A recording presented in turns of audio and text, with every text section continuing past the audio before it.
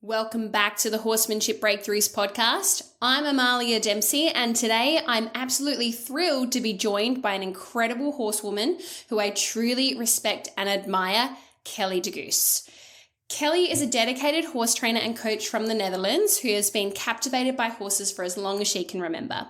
For over a decade, Kelly's main focus has been on training horses herself, developing a specialty in teaching horses to Piaffe and passage in hand. This is always a result of optimal communication and body use, and never a quick fix or trick. Having trained over 1,000 horses in hand, Kelly now primarily focuses on sharing the knowledge she gained by doing so, thereby helping more people and in turn more horses feel better, improve posture, and optimize performance. Kelly's mission is to improve horse welfare through knowledge transfer and helping horses by helping humans, teaching her training principles of dressage and horsemanship to enhance well-being, improve posture, and optimize performance from ground to saddle. Central to Kelly's approach is the importance of a strong foundation as a solid base, which ultimately makes it possible to progress to more advanced exercises like the Piaffe as a logical sequence. Kelly's passion lies in leveraging dressage and horsemanship training principles for the benefit of the horse. She firmly believes that the ultimate goal of any training should be to enhance the horse's well-being. Central to her approach is the welfare of the horse, and by employing a blend of dressage and horsemanship training principles, she aims to foster a harmonious relationship between rider and horse, grounded in mutual understanding and respect.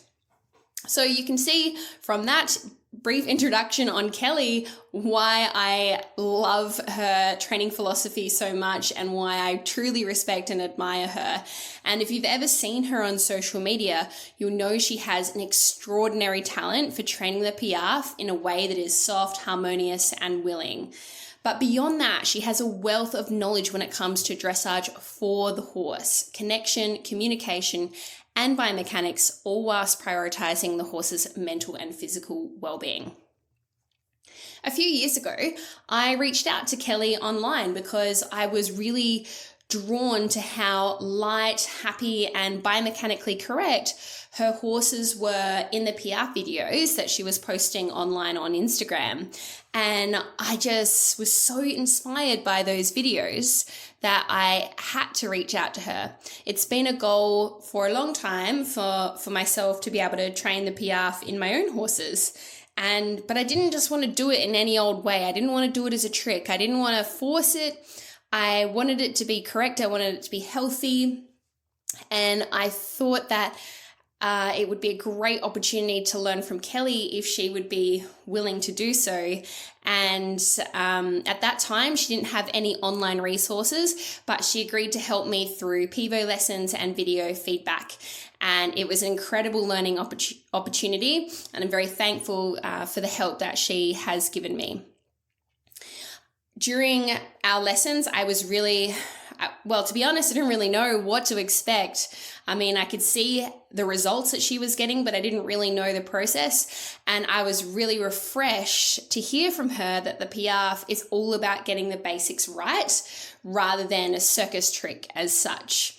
I was also really happy to hear from her about her horsemanship values, and the things she was saying in our lessons really made me feel like that her values were very similar to my own in training, even though she was getting like a completely kind of different result, training different things. She has this strong, high moral regard for the horse and how the horse feels in the training.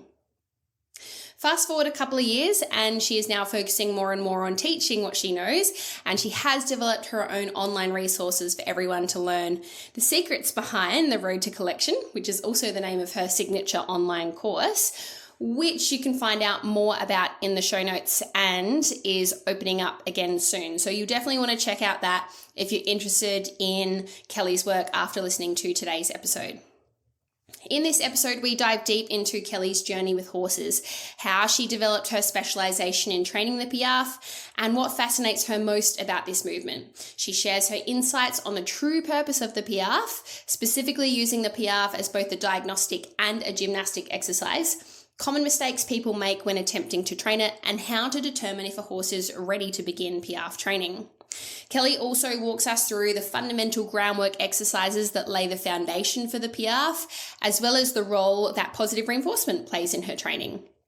She discusses how she tailors her methods to suit different types of horses, and we also get personal as Kelly reflects on the horse that taught her the most about training, her breakthroughs, and the advice she wishes she had received earlier in her career.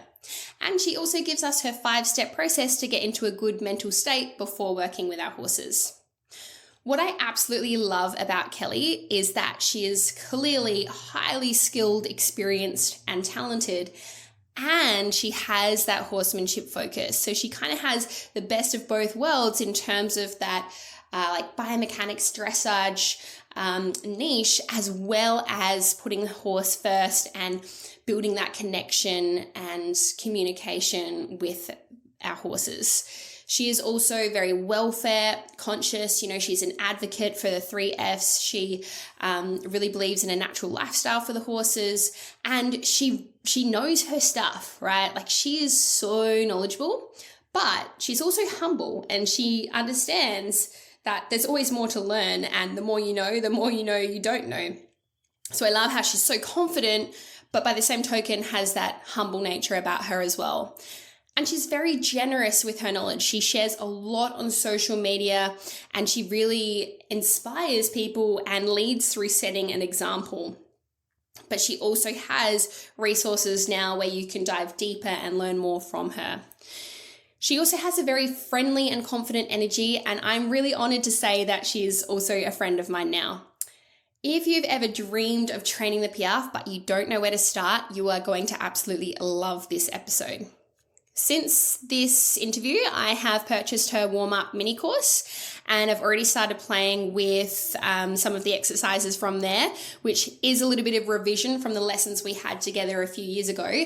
But it's been a great refresher, and it's really lovely to see how Kelly is teaching what she knows through her video content, like with horses in the videos. It's fantastic. And I've also had a look at her webinar package. So she's got a number of webinars available for people to purchase on her website, where she pours so much knowledge and passion into these webinars about various topics. You won't want to miss them. I've binge watched them and I'm absolutely loving them. Plus, as I mentioned, her signature course, The Road to Collection, is opening up again very soon for those that are serious about training collection in a healthy and progressive way that puts the horse first. All the links to find out more about what we've mentioned in today's podcast episode and all the resources to learn more from Kelly can be found in the show notes below this episode. You might notice in this interview that I missed out on the classic Horsemanship Breakthroughs question, what are your favorite books and resources? But don't worry, Kelly has given me a list of her favorites and I've added them to the show notes below. Plus, remember, you can get a free books and resource list, including all the books and resources that I've personally used and recommend, as well as what guests of the Horsemanship Breakthroughs podcast have suggested. I've got a full list of those available for free. You just have to head to amaliadempsey.com/booklist, and the link to that is also in the show notes below. So make sure you get a copy of that. So without further ado, let's dive into this insightful and inspiring conversation with Kelly. Welcome to the Horsemanship Breakthroughs Podcast. I'm your host, Amalia Dempsey. If you believe in kind horsemanship, a holistic approach to horse care and training, and a world where both horse and rider thrive and enjoy the journey, you're in the right place. Here I share insights from my own horsemanship journey and the wisdom of horse people from around the world to improve horse and human relationships, promote ethical training practices, and build deeper connections with our horses. Together, we explore training methods with an open mind, always striving to do what's best for the horse.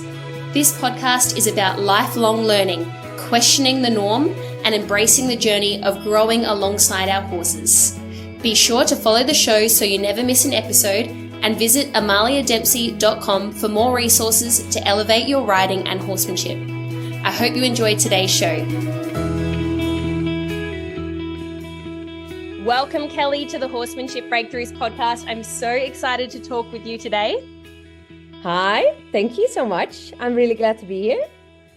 Now, we were joking a little bit before we hit record about the pronunciation of your last name. Can you pronounce it for us and just give us a little bit more information about why it's so hard for us English-speaking people to pronounce your last name? Yeah, it's really funny because you're the one who kind of made me realize that my last name is a little bit difficult for English speaking people to pronounce because it is Kelly de Geus.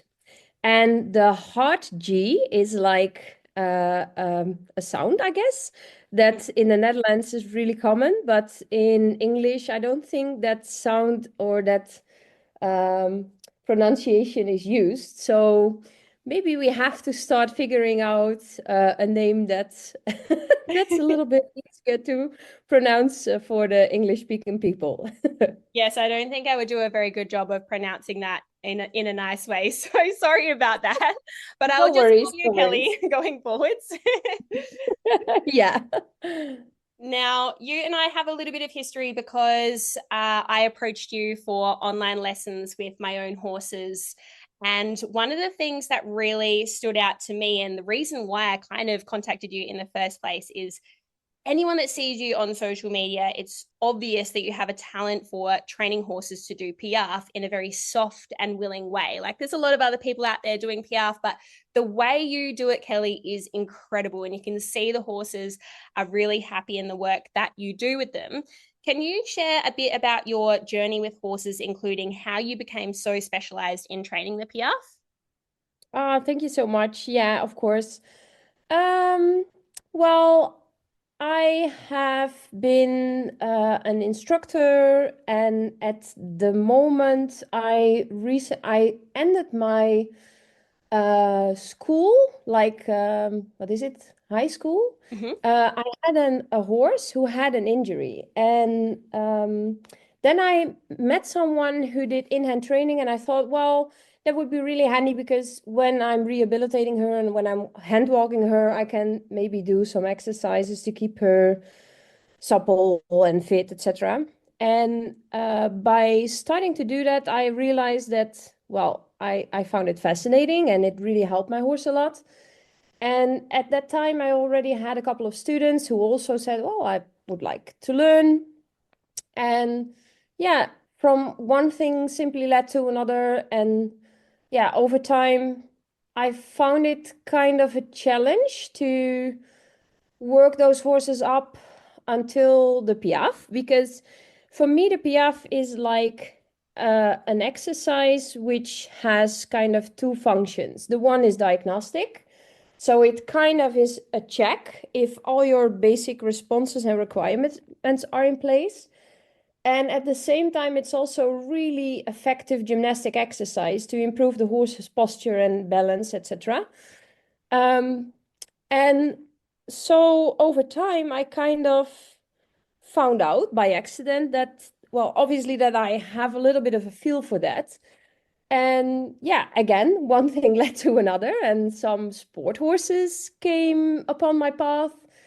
And again, one thing led to another. And nowadays, well, at least actually now I'm kind of slowing down a little bit with the sport horses, but like the last 10 to 15 years have been mainly focused on teaching dressage horses and also the high level dressage horses to do the Piaffe and the Passage. So that's kind of how I ended up. It's not something I figured out at 16, like, okay, that's what I want to be when I grow older.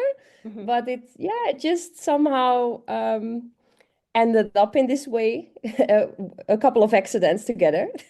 Yeah. I love that you talk about the Piaffe being both a diagnostic and a gymnastic exercise. How would you Yeah. like in what can you elaborate more on using it as a diagnostic?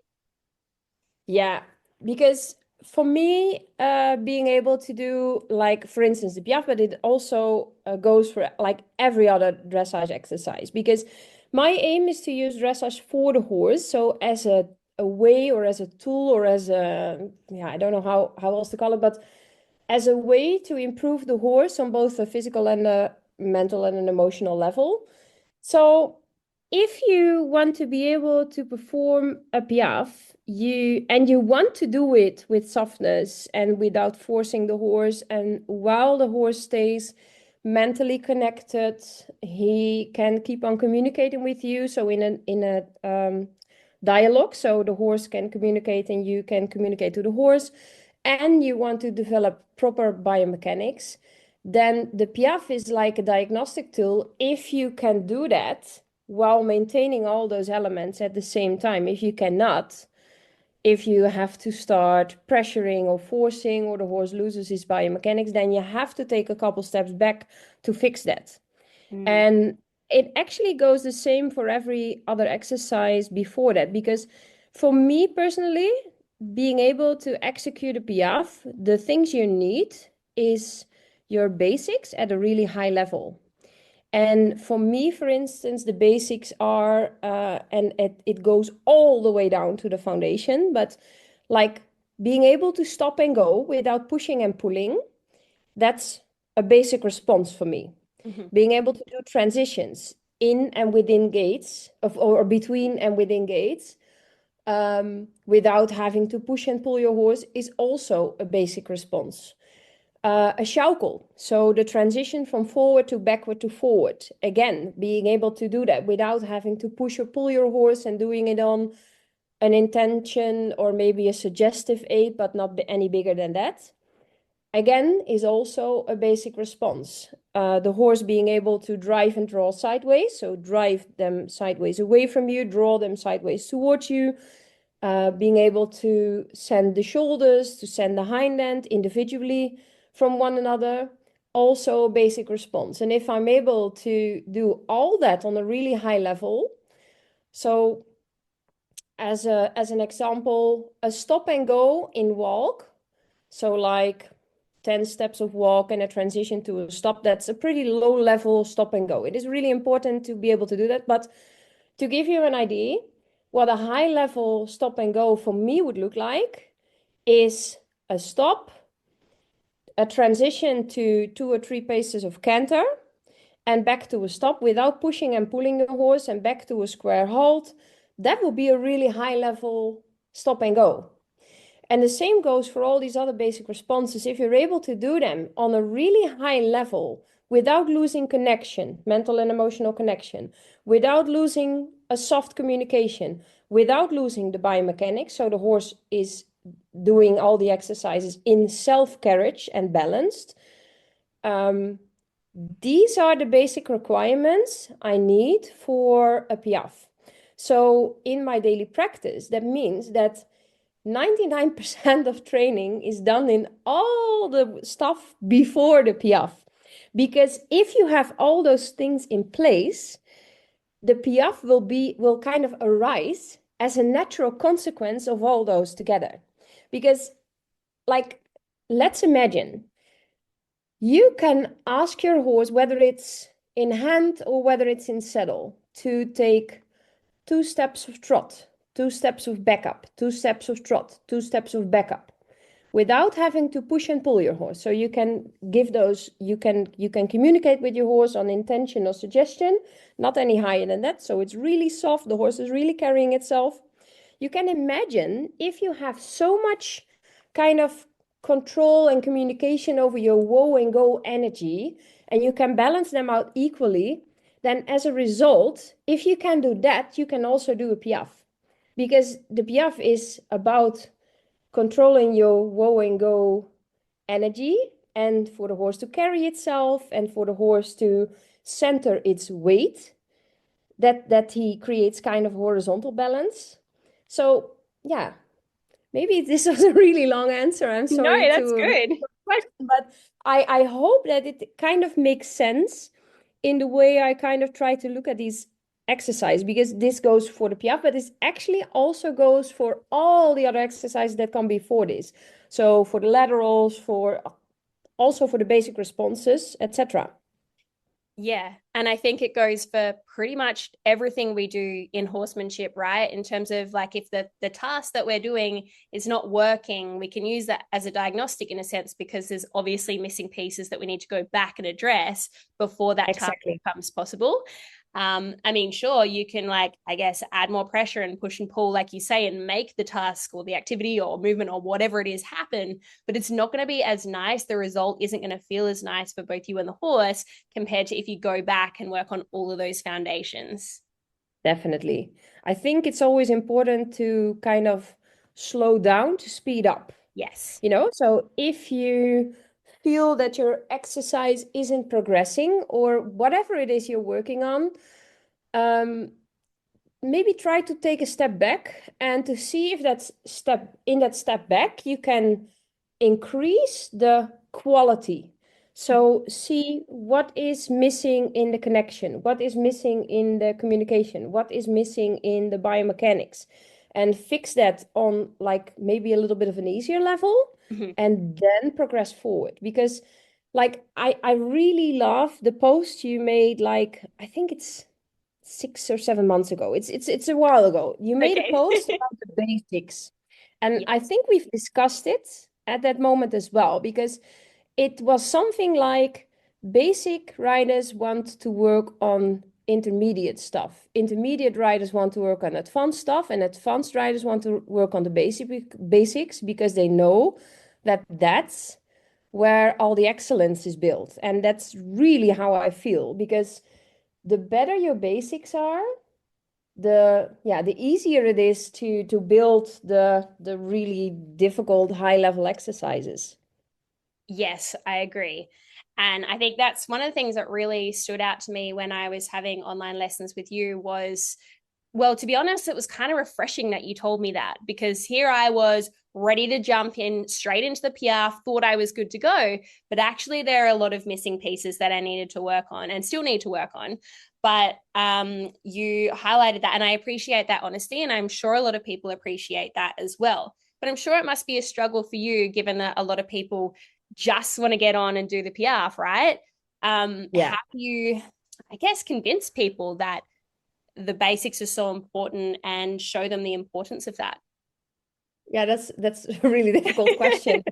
That is a struggle. That is really something I'm struggling with, because over the last 10 to 15 years, I've had a lot of horses come to me for Piaffe training specifically. And sometimes it's really difficult to convince people that like the first couple of training sessions are going to look really boring, because you're going to do a lot of stop and go and a lot of transition, and it's also a lot being done in walk, because obviously I'm doing these exercises in hand. And for them to think that they come for Piaffe training, Mm-hmm. um, and seeing that sometimes is a little bit difficult. But this reminds me of, I think it was a quote from Pat. I'm not quite sure, but I think it's a quote from Pat Prelli. And he said, "You don't want your process to look like your product." Mm-hmm. You understand what I mean by that? So, and that's also something I try to explain, that if you want a Piaffe, the practice and the work moving towards that Piaffe is not going to look like Piaffe, because a Piaffe is like a recipe that consists of all kind of different ingredients. And first you have to gather all the ingredients in the right amount and make sure you cut them in the right way Mm-hmm. before you can all put them together. So yeah. Yeah, that makes so much sense. And we've spoken about the Piaffe as a diagnostic, but you also mentioned it as a gymnastic exercise. What would you say is the purpose of the Piaffe as a gymnastic exercise? I think that the Piaffe, obviously, it has a couple of different elements when it comes to biomechanics. Um, we want the horse to stabilize its spine as much as possible. So actually to kind of straighten it. So horses who kind of tend to hollow the midline a little bit, we want to straighten it. We want them to flex the pelvis a little bit, and the lumbar area. We want the base of the neck to elevate. Um, so I think that it really has an effect on building those stabilizing parts of the horse's body, but only if it's done from its essence. Because, like, Gert Huisman has this book, and it's actually one of my favorite books, and I always say everyone should read it once in their life, and it's called Tug of War. And he is speaking about leg movers and back movers. So like you have in the Piaffe as well, you can see that some horses move just from the legs and some horses move from the back or from the body. I don't know how else to explain it, but um, that means that sometimes when you teach the horse a correct posture, especially in the beginning, movement is not going to be very expressive because the Piaffe actually in itself has to be a really kind of controlled, cadenced. It has to be a really soft and flowing kind of movement. And yeah, if you don't have those basic ingredients, and if you just focus on the movement the legs have to make alone, then you can kind of lose the body while doing so. Mm-hmm. And then the exercise kind of loses its essence because then it doesn't really have the kind of um, benefit, the physical benefit, like the exercise being a fitness exercise for the body. Um, but yeah, I Mm. think that's Yeah, no, that makes sense. And again, I can relate that to, I guess, more groundwork horsemanship type tasks in the sense like I just remembered a lesson I gave a while ago where the person was showing me some yields that they learned online. And yeah, the horse was doing all the yields, but there wasn't a lot of relaxation. There wasn't a lot of connection. The responses weren't always great. So they were really lacking the essence of why we're actually doing those yeah, tasks in the first place. They were sort of just going through the motions. Like good on yeah, them for doing that, but I think yeah, it's a key thing to really understand like why are we doing this? What is the benefit? What is the essence of the exercise? What are we trying to achieve with this? Because if you don't get that, then you're not going to get the result that you're looking for anyway. So yeah, exactly. makes a lot of And sense. and again, at the same time, you don't you want for me personally, my training is always about like those basic three elements. So connection, communication, and biomechanics. Mm-hmm. If I have perfect biomechanics, but I don't have connection, it has lost its essence. If I do have connection and communication, but the horse has not a very healthy posture, then again, we have lost our essence. So keeping those three balanced for me is always something I try to strive for. I wouldn't say that like this is something I strive for, but it's not something that always works out perfectly because that's just how training works, right? You Yeah. cannot have all the elements at place in the right order and the right time. It's Mm-hmm. but it is something I strive for. Mm. I've heard people say that certain horses don't have the ability to piaffe. Do you think that's true? Do you think all horses have the potential to be able to do it? Or is it only for a select number or a select type of horse? Yeah, that's a really good question. Well, actually, um, I have seen horses who are in the way of their conformation so limited that I think they will never be able to do Piaffe. Right. Simply because if you would ask that kind of movement, it would strain their body so much that it wouldn't have the essence of Mm-hmm. helping their body develop in a certain way, rather than kind of breaking them down. So yeah, this actually is an insight that has changed over the years because like 10 years ago I thought, well, every horse can learn it and every horse can benefit from it. But yeah, again, my insight on that part has changed. But it's also I collect pictures of what I like to call freaks of nature. And they're like all different kind of pictures of horses I run into on Instagram or anything, which have a really um, let's say, special conformation. Yes. So they're built in a way which is interesting to study to see how is the way this horse is built going to affect the way he's moving. And if you would put a rider on top of it, how would it affect it? And actually, by collecting these pictures, I have seen quite a few horses in which I think, no, they are never ever going to do Piaffe, and they're never ever going to learn it in a way that it's going to benefit their body. Mm-hmm. So yeah. How do you determine if a horse is physically and mentally ready to start Piaffe training? Yeah. Okay. So for me, if I want to proceed towards working to the Piaffe, I want the horse to be okay with my driving and drawing aids, and I want him to feel okay with the squeeze. So if I apply pressure, and it sounds kind of harsh, but pressure can also be really light, at two directions at the same time. So actually, of course, when I want to collect the horse, I'm going to add some driving energy. And the intention of driving energy is always coming from behind, right? Mm-hmm. And at the same time, I want to apply a little bit of a boundary in the front so that the horse is not going to push forward from the driving energy, but he's going to, instead of moving forward, lift himself up. And because horses are prey animals by nature, a squeeze is really something, my personal experience, that you have to teach them to become confident in that.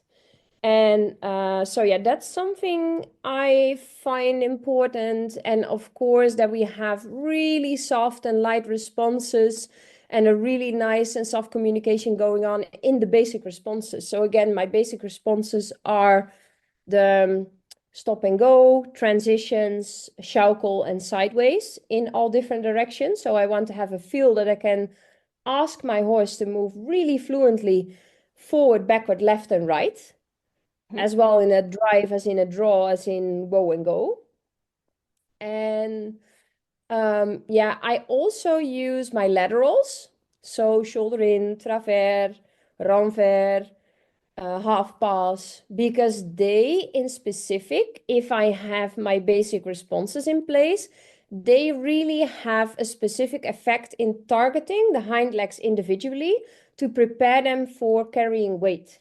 So for instance, a shoulder in on the left hand side has an effect of creating more self-carriage and more flexibility in the left hind leg. Travers on the left hand side has a carrying effect on the right hind leg. So the right hind leg has to step a little bit more towards the center of gravity. It will increase its carrying power. It will increase its flexibility. The difference, for instance, between a shoulder in and a travers is that when you ask the targeted hind leg to step under in the shoulder in, it has a function as an inside hind leg.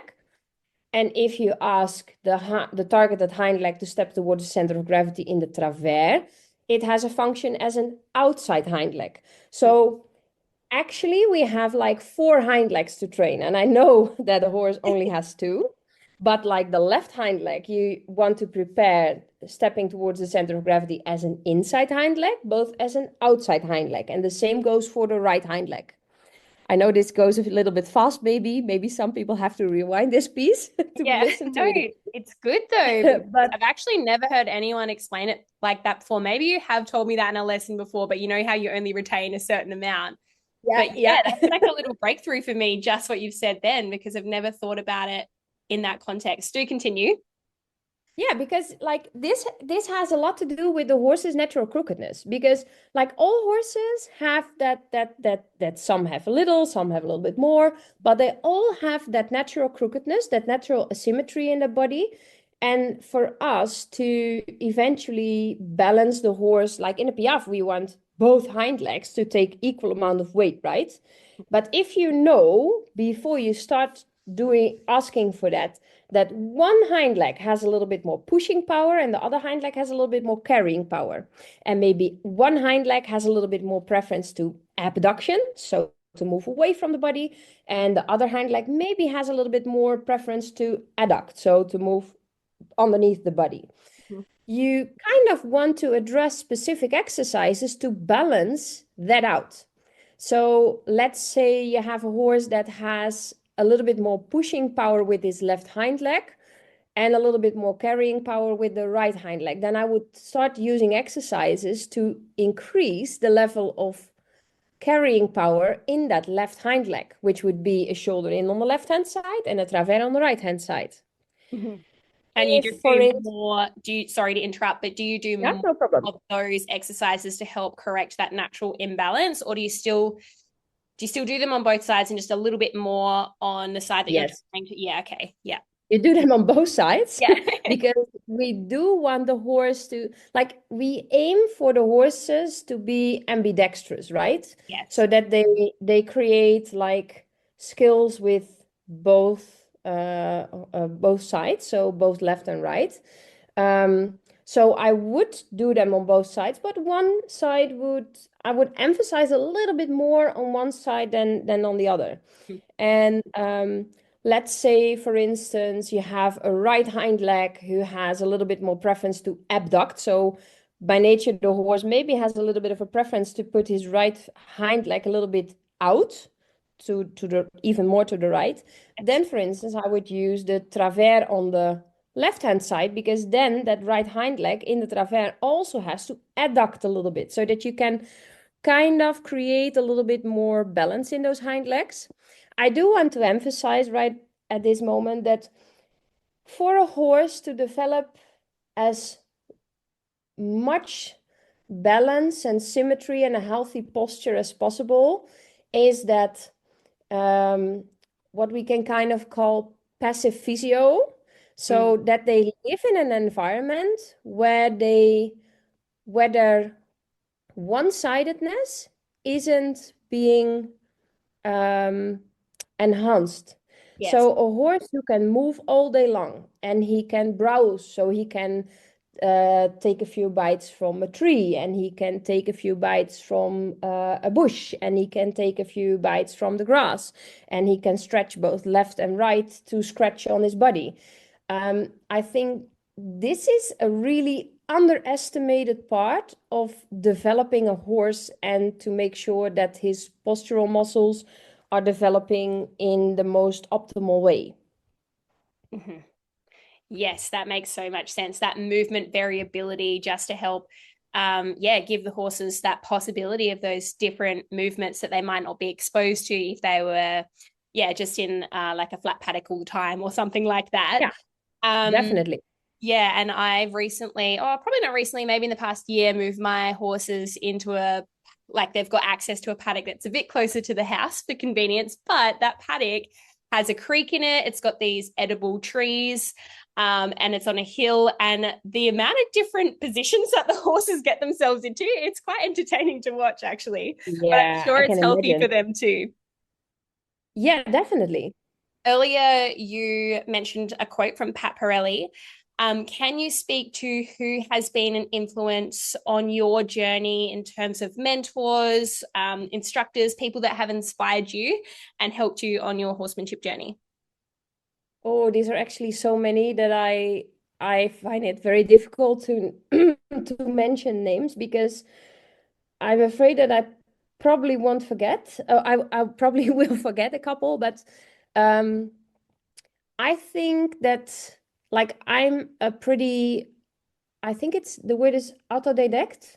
So it's like that you learn by yourself. So I do read a lot of books. I have followed clinics everywhere over the past 15, 20 years.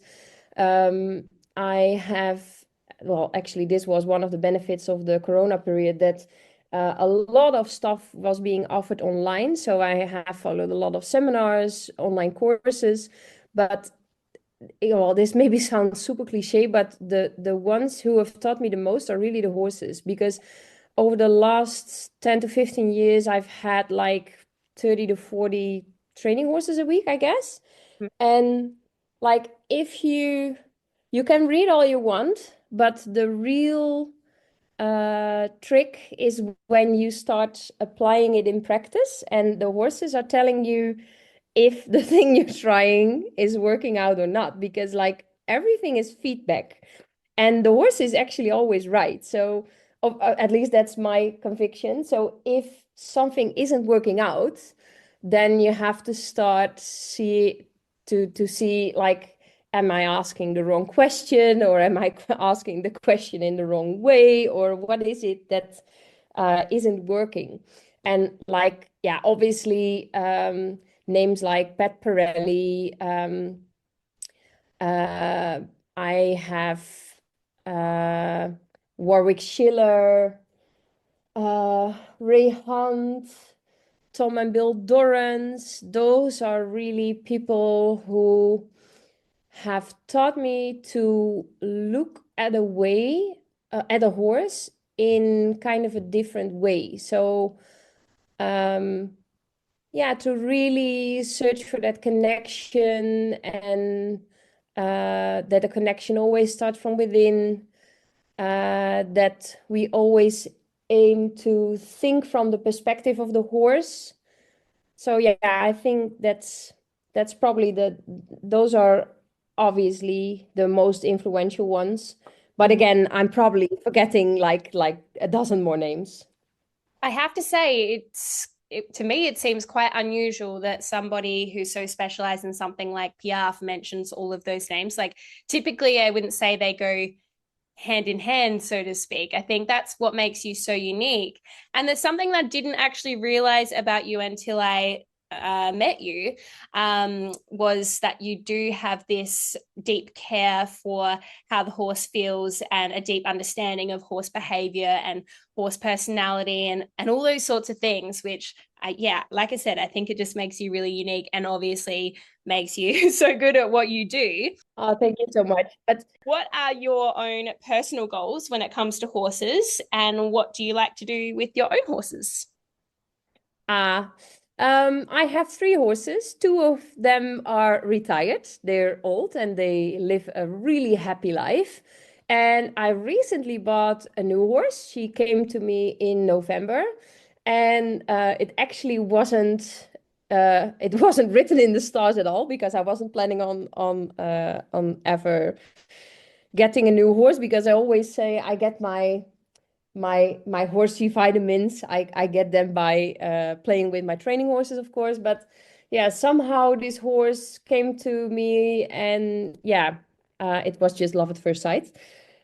And with her, my goal is just to see how I can build her up from the ground. We also do a lot of liberty, and actually to see if we can build all the way up to all the Grand Prix exercises, but then doing them in liberty and in hand. I don't have any intention of riding her. Well, maybe a ride through the forest, like on a Sunday morning, but not more than that. Um, because like when I was younger, I always thought that, well, I would never give up riding, because it is the best feeling in the world. But for me, actually, and that's something I discovered over the years, the best feeling in the world is the connection. And I can find that connection just as good when I'm in liberty next to my horse on the ground, or when I'm in hand. And I can find that feeling in connection both in a really great piaffe, or in just being in each other's presence and feeling that connection when we're just sharing space. So yeah, I think that's one of my main things. And what is interesting is that over the last years, with my training horses, I saw all of them once a week. So my training protocol has always been, you visit me once a week and I do a training session, and all the other days I maybe give you homework, or you just do your own protocol, and then after a week I see you again. Which means that I had a certain amount of influence on, well, obviously the rest of the horse's daily activities, the way he's moving, etc. And now when I have a horse of my own, on which I can fully determine how she's spending her time and how she's moving, um, yeah, that's something that's really interesting. And I've already found that when being able to do that, it can lead to really nice transformations. Because did you see the photo I shared on Instagram? The Which one? chestnut. Oh, yes. Is it the one? I mean, you share a lot on Instagram, Kelly. Is it the one uh Sorry. the tension in the neck? Uh Yeah. yes, okay. The chestnut mare on Yes. the lunch line. So the top picture was like taken, I think in June last year. Hmm. Then she was still owned by her previous owner, and I was training her for her. And the second one was taken, I think, in January, and you can see that the entire posture changed. Mm. So those kind of transformations, yeah, well, actually, I just hope that I can keep on developing her for the next coming years and to see can we do all that from the ground up. So yeah, that's one of my main goals. But keeping the fun part at the same time, of course. Yes, I'm really excited to see updates on that, and I'm sure you'll be able to achieve everything that you've mentioned.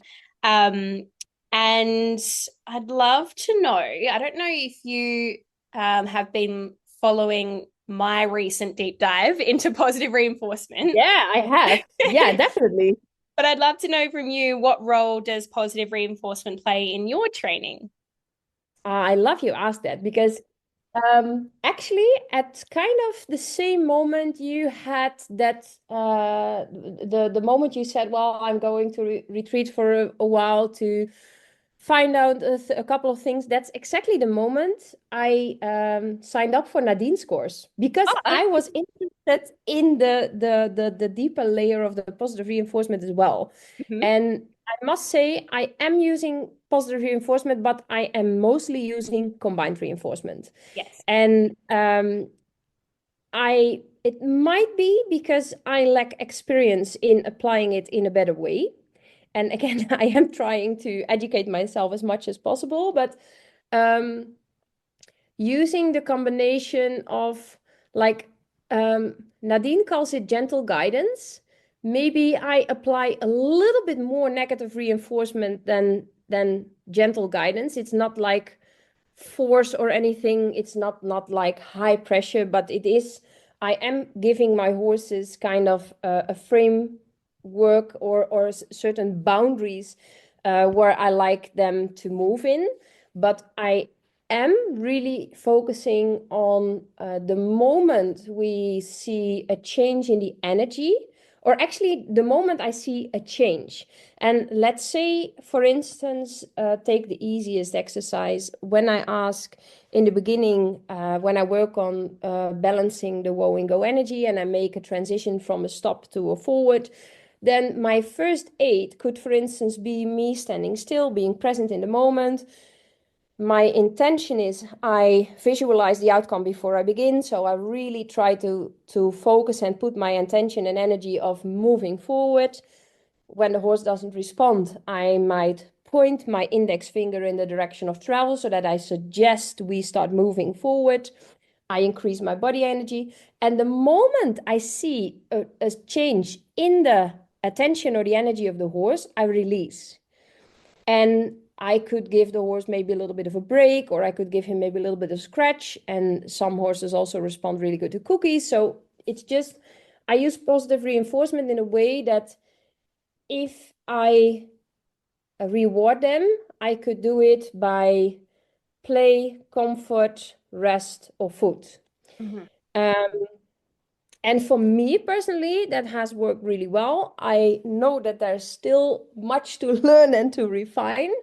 Um, but yeah, I think that doing it in such a way really helps the horse to connect to your aid. So it's again, if I'm asking for the transition forward, in the beginning, it's not about the horse moving forward in walk, but for the horse to kind of detect that you see that he's understanding or that he's connecting. This maybe is a little bit critical, but I hope that you kind of get the feeling of what I'm trying to explain. Yes, absolutely. And I'd love for you to elaborate on how you adjust your approach for different types of horses. For example, the lower energy horse who really doesn't naturally feel like they want to put a lot of effort in versus a really playful, confident type horse.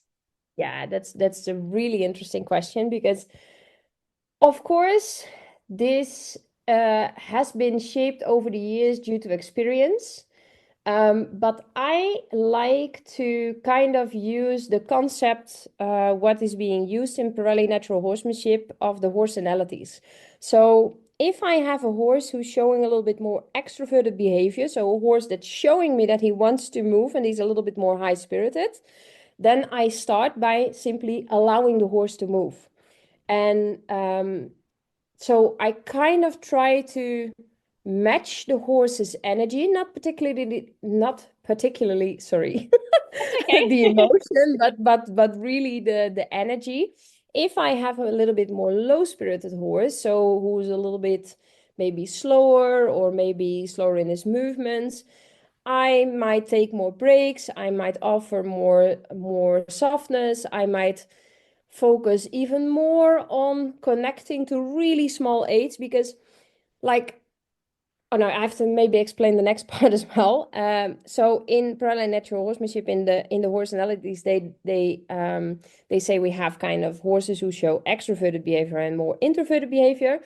And they also say, well, we have horses who have more like left brain tendencies or more right brain tendencies. And left brain is more like those are the confident types and they take up a little bit more space. And if you have a horse who might be a little bit more right brain tendency, then they might be a little bit more insecure, maybe a little bit more shy. Um, so let's say I have a left brain introverted horse that could be a pretty confident horse, but he's really careful on how he spends his energy. The strategy a lot of people apply on those horses is putting a lot of pressure on them to make them go faster. But again, with these horses, for me personally, it's about slowing down to speed up. And instead of putting more pressure on them, putting less, because those horses, they kind of have that voice in their head that says, like, you don't make me, you're not going to tell me who's the boss. Yeah. So it's always about finding maybe common ground on what motivates the horse, or what specifically is important for the horse. Like if you have a horse who feels insecure and unsafe, then I want to help him by finding safety and comfort and building his confidence. And as a result, all the other things will become easier. So that's kind of how I approach it. And of course, I must say every horse by nature is an exception of rule, I think, at least. So yeah, of course, not all horses kind of have read the book and they are going to respond in a way that we expect them to. But that's also a little bit where intuition, feel, and experience comes in. Because, well, we always have our intuition to tune into the horse and to kind of feel what is it we need right now. So what is it my horse needs? Does he need confidence? Does he need safety? Does he need a play? Does he need a variation? Does he need structure? Um, so yeah, I think that's mostly on um, how I would adjust my training sessions to the horse I have in front of me. And also, having said that, I think it's also important to always work with the horse you have today, because like we can think like, okay, this horse has always been really unconfident and maybe a little bit anxious, but over time, when you have helped that horse to thrive and to develop itself, a certain point in time you kind of have to start letting go of that old belief and that old story you've told yourself, that that's just simply how that horse is, and to kind of, yeah, to kind of take on that new personality, if you get what I mean. Yes, that makes total sense. And what I'm hearing and what I totally agree with is that it's good to have an awareness of these different categories, I guess, of horse personality types, but know that your horse isn't always going to follow those kind of guidelines strictly, and that they might change from day to day. they might change from over the years. And it's good to kind of not get so fixated on that specific character that you've identified the horse with. I think Exactly. that's really healthy. And I think what it comes down to is, whilst there are these categories, every horse is a unique individual, right? Yeah. Yeah, definitely. And especially the horse being an individual is something we never ever have to lose sight of. Um, because we can learn like all the different training techniques in the world, but it's for me, I think it's also mostly about how you apply them. Because, for instance, let's take two extremes to compare them. Like, let's say you have a typical horse who's showing left brain extroverted behavior. So he's confident and he's playful and he's energetic. And you have a horse who's showing like maybe a little bit more right brain introverted behavior. So he's a little bit more shy, he might be a little bit more anxious, he might be a little bit more introverted, so showing a little bit more shutdown like behavior. You can apply, if you apply one specific training technique, for one horse it might work perfectly, but for the other horse it would be completely devastating, and the other way around. So being able to adjust your energy expectations to the specific horse in front of you is like, yeah, very important. I agree. And do you have a particular horse that has taught you the most about training horses? Can you share Yes, a story of a specific horse? yes. It's really interesting that you asked this, because I have tears in my eyes telling this, because yesterday I made a post about her, and this is one of my first horses, Pepe. I got her when I was just 17, and she has been the most special horse I have ever met, and she is the horse um, who changed my entire trajectory. Is that the right word? Yes, that's right. Yeah. So um, I have made so many mistakes. I've done everything you can imagine wrong with this horse, training wise, the way I fed her, the way I kept her, the way she was in the stable, etc. But she's also the horse who taught me that it needed to be different. And one simple example is that when I started training at a Pirelli instructor with her, I already had her for, I think, 5 years. And I started training at a Pirelli instructor, and she taught me that my horse was kind of a right brain introverted horse, and I had always well, actually, no, it's like this. The strategies in the training she needed was exactly the opposite of what I did. So for a right brain introvert, for instance, it's important to take time, to give a lot of breaks, to take the time it takes to really give the horse consistency and structure so that they kind of know what's coming. And I was like at that moment in a complete kind of competition mindset, and I was riding competitions with her, and I was doing everything in the exact opposite of what she actually needed. And the moment I started to change my approach, obviously my horse changed as well, because I was changing it well. And yeah, she has really taught me how connection feels. And um, if you achieve that, and if that's your foundation, you can actually do anything. And um, in the meantime, we unfortunately had to say our goodbyes to her because she passed away. But it's really the feeling she has given me. I take that to every horse I work with, and it might sound so strange, but my new horse, I sometimes joke that she feels like it feels like that she's a kind of a reincarnation of Pepe. And well, I don't know if that's true, obviously, but Yeah. the feeling and the way she looks at me and the feel she gives me is it's insane. And she has been my biggest teacher. Yeah, definitely, without a doubt. if I hadn't had her, I wouldn't be where I am now. That is so special. She sounds like a really special horse and some. Yeah, she was. Yeah.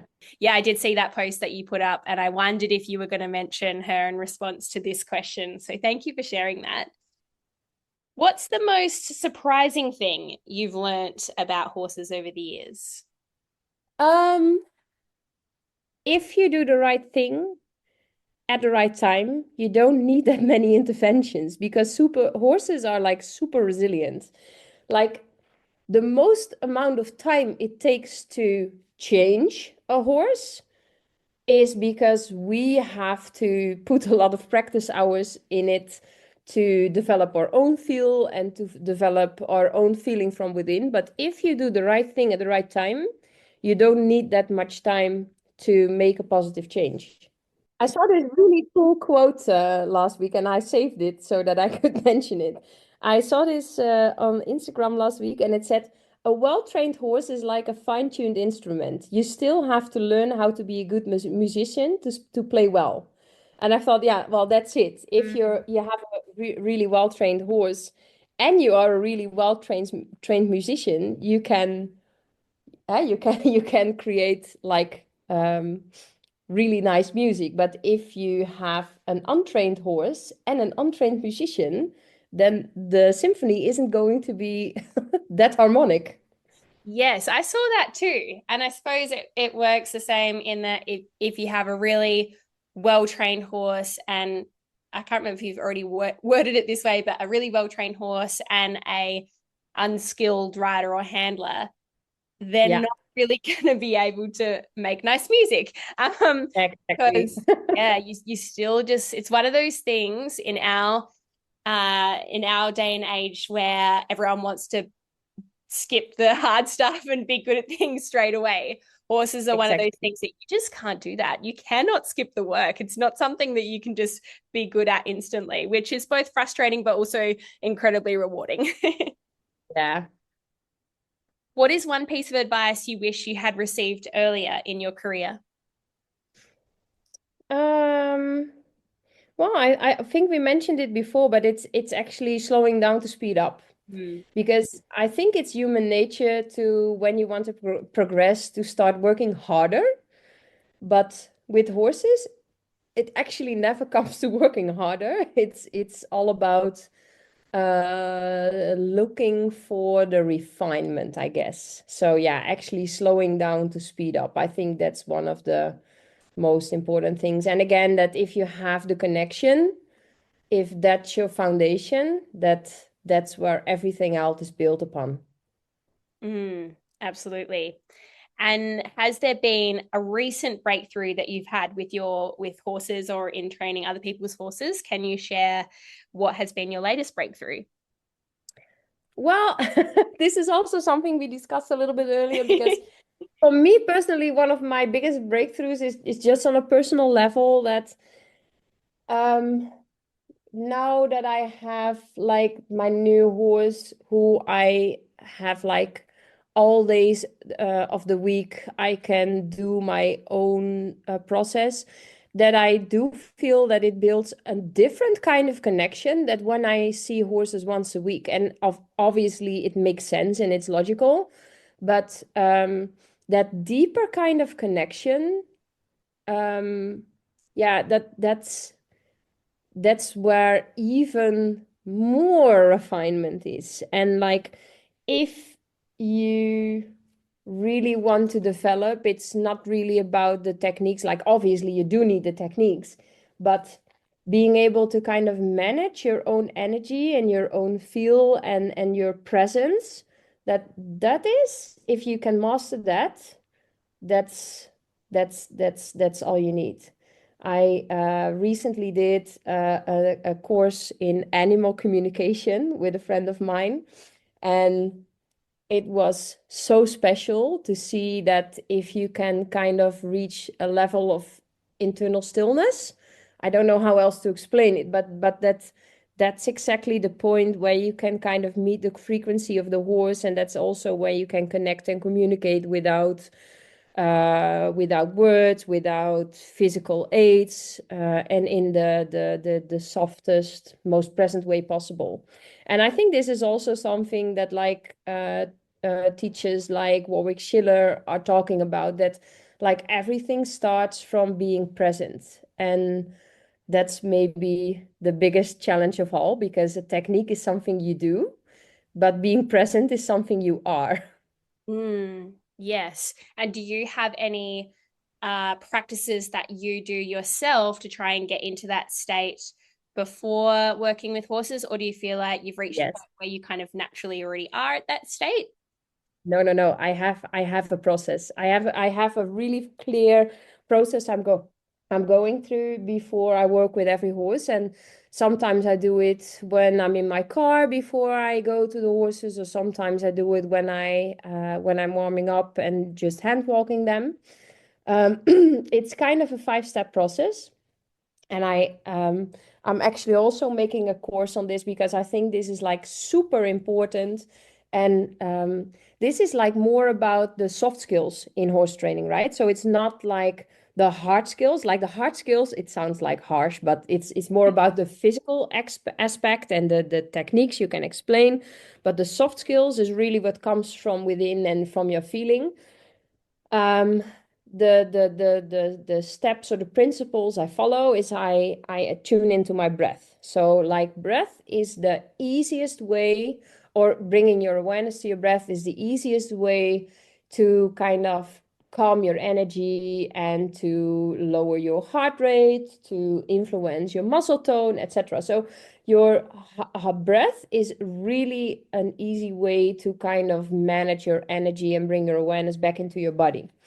The second thing I do is I kind of activate my senses. So a really simple exercise would be I'm mentioning 5 things I'm seeing, 4 things I'm feeling, 3 things I'm smelling, now, etc. And the third one would be I bring my awareness into my body and I feel, am I balanced? And rather than aiming to be perfectly balanced, I kind of ask myself a couple of control questions. So I ask myself, when I'm walking, is my left foot heavier or my right foot heavier? And when I'm walking, am I walking straight up, or am I leaning forward, or am I leaning backwards? And like this is a way I can ask all different kind of control questions, but it really helps me to bring my awareness and my energy into my own body just before I even think about the horse. The fourth one would be um, um, about my form. So kind of form tension. We have a Dutch word for it, but not a one that really translates really well to English. But it's about your form, and that's when I do a really quick body scan.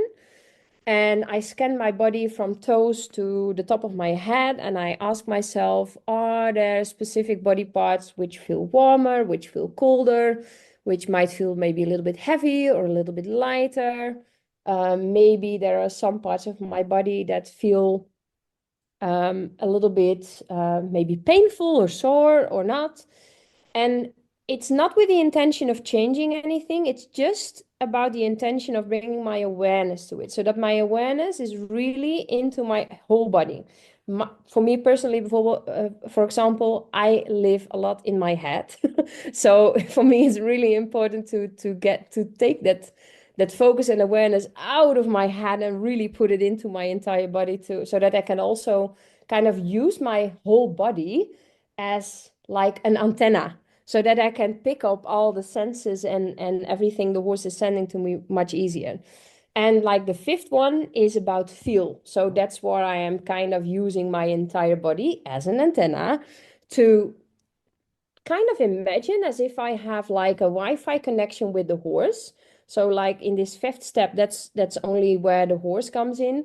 And I try to kind of attune to the horse as if his body would be mine and the other way around. And I really try to feel, what do I feel in this horse's body? How does the back feel? How does the neck feel? How does the legs feel, etc. And like if you have this connection, because for me this is the foundation of connection, if you have this connection, that's also where you can start communicating from. So if I want to, for instance, suggest the horse to change something in his posture, I first try to feel, can I change it in my own posture? So if I feel that the horse has a tense back, then I try to feel, is my own back tense? And can I maybe let go of the tension a little bit? Or can I maybe breathe a little bit towards that tension and to see if I can let it go when I exhale? And I know that this might sound maybe a little bit too spiritual for some, but for me, it really helps because I really believe that energy flows where attention goes. So if you are able to bring your attention into your own body and from there connect to your horse, and you can use that intention really specifically, it can really help by doing less on the physical part and more in the energetic part, if you get what I mean. Yeah, that makes sense. And that's something practical that people can take away straight away from this episode and start to integrate into their own practice. So thank you for that. And to wrap up, what advice would you give to someone who dreams of training the Piaffe with their horse but doesn't know where to start? Like, where can people find out about your work, your training, your resources? How can you help them on their journey to training the Piaffe with their own horse? Yeah, I have this really extensive online course. It's called The Road to Collection, and it actually explains all the way from the first basic steps, the basic responses, basic exercises, laterals, all the way up to the collected exercises like the Piaffe. And like this, for me, my course focuses and emphasizes a lot on the basics. So my best suggestion and tip would be focus on getting your basics at the highest level possible. So don't worry about getting your horse to do all these fancy exercises and tricks, because as a result, when your basics get at a higher level, the more difficult exercises will arise as a result of that. So keep in mind that when you work with your horse, you want to be able to move forward, backward, left, and right, equally fluent at any time without having to push and pull your horse and without losing connection, communication, and biomechanics. So we also have this like mini course. So if the extensive course is too big of a start for you, the mini course is also a really nice way to start, and it's named the warm-up reinvented, and it's fully focused on creating a warm-up routine, and it takes like 10 to 15 minutes. You can start implementing with your own horse. So even if you're a rider and you don't have any in-hand experience, this is the right way to start. In this course, I'm teaching you a routine with a couple of basic exercises and responses you can start applying to your own horse. And the best thing about this course is this is not going to take you any extra time. So you don't have to like take extra time to practice your in-hand skills, because you can simply replace the first 10 to 15 minutes in which you would just walk your horse on a long rein in saddle. You can switch it up by doing the warm-up routine. So yeah, I guess we'll also put it in the show notes.